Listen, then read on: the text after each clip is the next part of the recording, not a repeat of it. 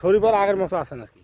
শরীফ কাজত ভয় করি আগে এই করিনি লোডের কাজটা করে নাই। এখন ওই এটা সিএন মেশিন মনে করো, এটা যদি এখন বর্তমান কয় কেজি ভাই রানিং আছে?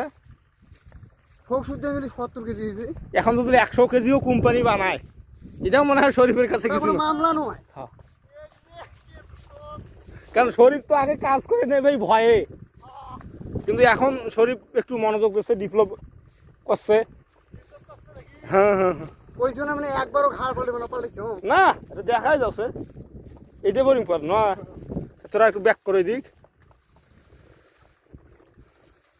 ই